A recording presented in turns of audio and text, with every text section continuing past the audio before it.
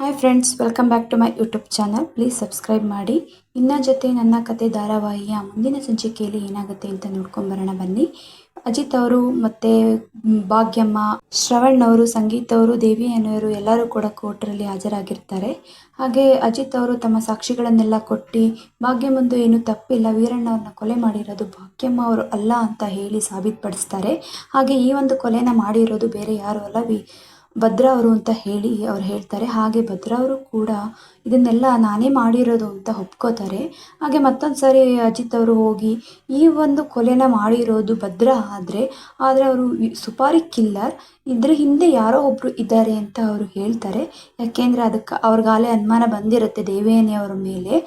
ದೇವಯಾನಿನೇ ಈ ಒಂದು ಕೊಲೆನ ಹಿಂದೆ ನಿಲ್ಲಿಸಿ ಮಾಡಿಸಿರ್ಬೋದು ಅನ್ನೋ ಒಂದು ಅನುಮಾನ ಅವ್ರ ತಲೆಯಲ್ಲಿ ಇರುತ್ತೆ.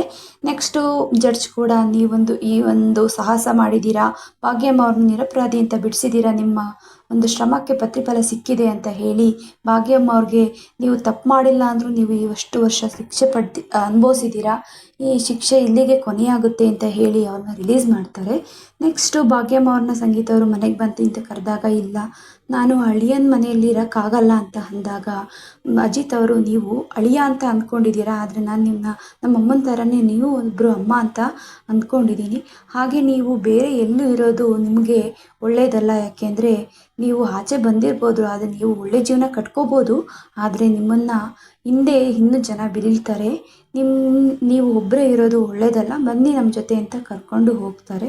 ನೆಕ್ಸ್ಟು ಶ್ರವಣ್ ಅವರು ಭೂಮಿನ ಮೀಟ್ ಮಾಡಿ ಅವ್ರ ಅಮ್ಮಂಗೆ ಫೋನ್ ಮಾಡಿ ಕೊಡ್ತಾರೆ.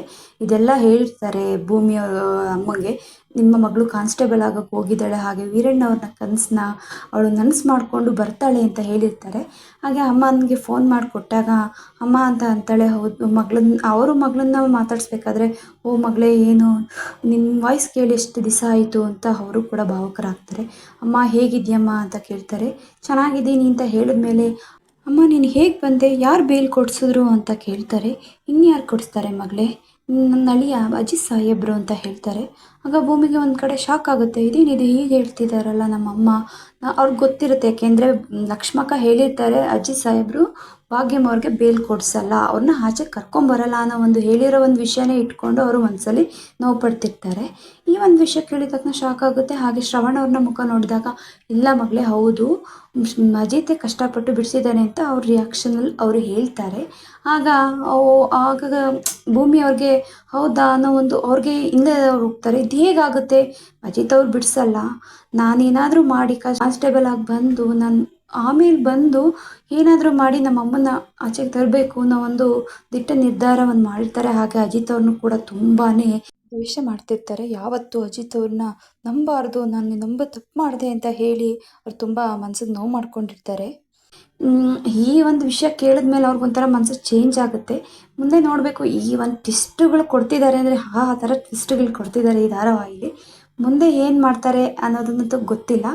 ಬಟ್ ನಾವು ಕೇಳೋದು ಒಂದೇ, ಅಜಿತ್ ಮತ್ತು ಭೂಮಿ ಯಾವಾಗಲೂ ಒಂದಾಗಿ ಜೊತೆಯಲ್ಲಿ ಇರಬೇಕು ಅಂತ.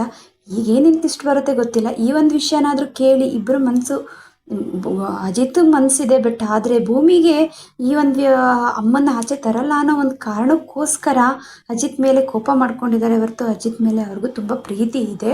ದ್ವೇಷ ಮಾಡ್ತೀನಿ ಅಂತ ಹೇಳಿದ್ದಾರೆ, ಬಟ್ ಆದರೆ ಈ ದ್ವೇಷ ಎಲ್ಲ ಈ ಒಂದು ಸನ್ನಿವೇಶಕ್ಕೆ ಕರಗಿ ನೀರಾಗಿ ಹೋಗುತ್ತೆ ಅಂತ ಅಂದ್ಕೊಂಡಿದ್ದೀವಿ. ಅಜಿತ್ ಅವರು ತಮ್ಮ ಪ್ರಾಮಿಸ್ನ ಉಳಿಸ್ಕೊಂಡಿದ್ದಾರೆ. ಹೀಗಾದರೂ ಭೂಮಿಗೆ ಅವ್ರ ಮೇಲೆ ಪ್ರೀತಿ ಇದೆ ಅಂತ ಹೇಳ್ಕೊತಾರೋ ಇಲ್ವೋ ಗೊತ್ತಿಲ್ಲ. ಆದರೆ ಅಜಿತ್ ಅವ್ರಿಗೆ ಅವ್ರ ಅಮ್ಮನ ಒಂದು ಸ್ಥಿತಿ ನೋಡಿ ಭೂಮಿನೇ ಮದುವೆ ಆಗಬೇಕು ಅನ್ನೋ ಒಂದು ಮನಸ್ಸಲ್ಲಿ ಇಟ್ಕೊಂಡಿರ್ತಾರೆ. ಯಾಕೆಂದರೆ ಅವರ ಅಮ್ಮಂಗೆ ಏನೂ ಆಗಬಾರ್ದು ಅನ್ನೋ ಒಂದು, ಎಲ್ಲರೂ ಬಯಸ್ತಿರೋದು ಅಜಿತ್ ಭೂಮಿ ಒಂದಾಗಬೇಕು ಅಂತ. ಹಾಗೆ ಈ ಒಂದು ಕತೆ ಹೇಗೆ ಹೋಗುತ್ತೆ ಅನ್ನೋದು ಮುಂದಿದೆ, ತುಂಬ ಟ್ವಿಸ್ಟ್ಗಳಿದೆ. ಹಾಗೆ ಇಂಟ್ರೆಸ್ಟಿಂಗ್ ಅಂತೂ ತುಂಬ ಬರ್ತಿದೆ. ಯಾಕೆಂದರೆ ಒಂದ್ಸತಿ ಅಪ್ಪು ಡೌನು ಆ ಥರ ಆಗ್ತಿದೆ. ಅಜಿತ್ ಭೂಮಿಯವರು ಒಂದಾಗಲಿ, ಹಾಗೆ ಮನಸ್ವಿನಿನೇ ಅಜಿತನ ಹೆಂಡತಿ ಅಂತ ಗೊತ್ತಾಗಲಿ ಅಂತ ಹಾರೈಸೋಣ. ವಿಡಿಯೋ ನೋಡಿದ್ದಕ್ಕೆ ಧನ್ಯವಾದಗಳು. Thank you all.